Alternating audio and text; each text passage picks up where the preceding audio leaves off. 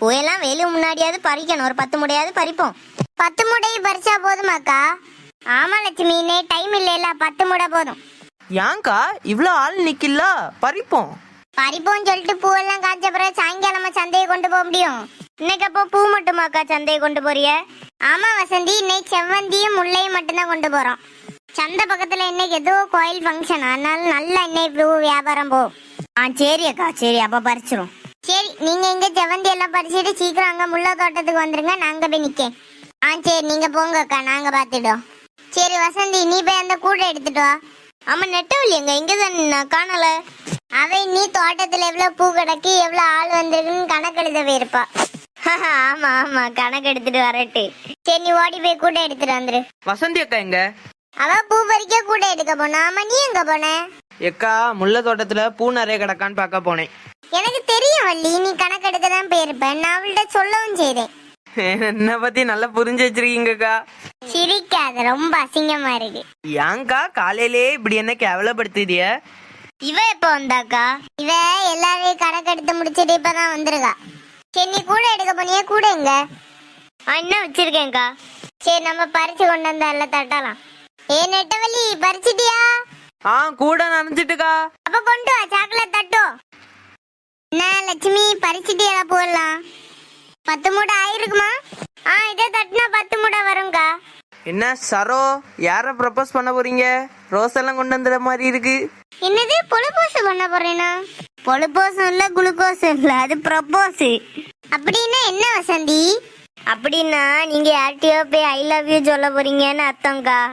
C நாயலா, வாய கழுவுங்க கட்டி. அடி வாவான்னு கூப்பிடுது, நான் போய் ஐ லவ் யூ சொல்லி நிக்கேன்.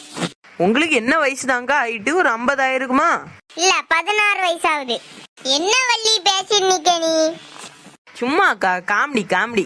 உன் காமெடியில தீய வைக்க, அதுலயே நீயும் சுட்டு கரைஞ்சந்தால பேரு. அப்படியே இந்த பூ எல்லாம் எடுத்து எனக்கு கண்ணீர் அஞ்சலி செலுத்தீங்களா? எந்த நேரத்துல எதை பேசி நிக்க வள்ளி? சரி லட்சுமி, இவள்கிட்ட பேசிட்டே இருந்தா இப்படிதான் இருக்கணும். நீங்க அந்த பூவை கொண்டு அல்ல தட்டிட்டு மூடைய அந்த அண்ணன் வந்து எடுப்பாரு. நீங்க அங்க முல்லை தோட்டத்துக்கு வாங்க. எக்கா அங்க நிறைய பூ பூத்துருக்கா, நான் போய் பார்த்தேன். உன் நொல்ல கண்ணு அங்க வச்சிட்டியா? இனி தோட்டம் அவிஞ்சு போறதுதான். எக்கா நான் ஒரு தடவை பார்த்தேன்னு வைங்களா, அந்த தோட்டம் பூவா பூத்து தள்ளும். தள்ளும் தள்ளும், நீ ரொம்ப தள்ளாத. நான் தள்ளலக்கா, உண்மையதான் உங்கள்கிட்ட சொன்னேன். உன் உண்மையை தூக்கி அந்த பூ முடியில வச்சுட்டு முல்லை தோட்டத்துக்கு வா. சரி. பூத்து பூத்து குலுங்குதடி பூவு பூவு. உன் வாய முடிட்டு போ. எக்கா அந்த ரோஸ் என்ன தாங்கக்கா. நீ யார பிள்ளைப்பாசு பண்ண போற? ஒரு பொழுப்பாசம் புழுப்பாசம் தான். நல்ல காலம் பிக் பாஸ்ன்னு சொல்லாம போனியலே. எம்மா சரோ அக்காக்கு அது வாயில வரல, அதுக்கு நீ இப்படியே ஒரு முதலாளிய கிண்டல் பண்ணி சிரிக்காது. அவங்க முதலாளியாக்கா, நம்ம பக்கத்து வீட்டுக்காரங்க தானே. நான் தோட்டத்துல உங்கள்ட்ட முதலாளி போல இருந்திருக்கணும். நான் இப்படி இருக்கனால தானே நீங்க தலையில ஏறி நிக்காது. எக்கா நான் கீழே நின்னாலே உங்க தலைக்கு மேலே நிக்க போலதான் நிக்கேன். திமிரு பிடிச்ச ஆளுவல எல்லாம் வீட்டுல எப்படிதான் வச்சிருக்கானுவல என்னதோ. இவ்வளோலையும் கெட்டி போட்டு வெள்ளம் வைக்கானோ.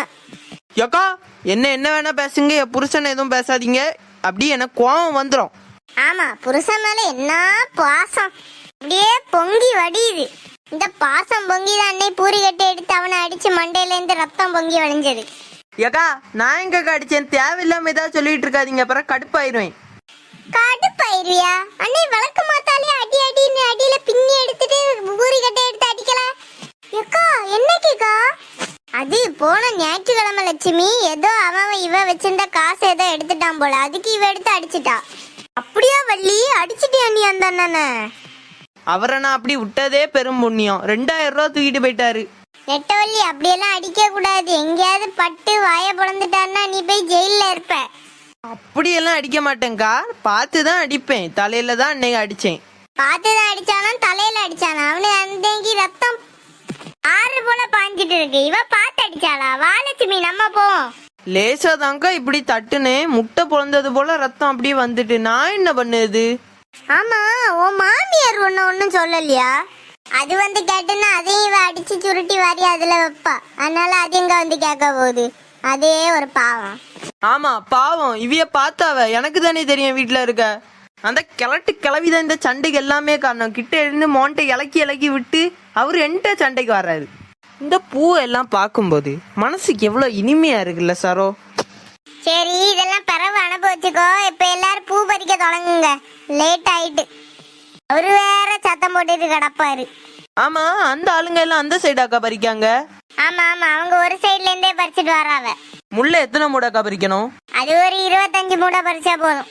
அப்ப பாக்கி பூவெல்லாம் தொலைஞ்சிராதா சரோக்கா? அது நாளைக்கு காலைல வந்து நம்ம பறிச்சிடலாம்.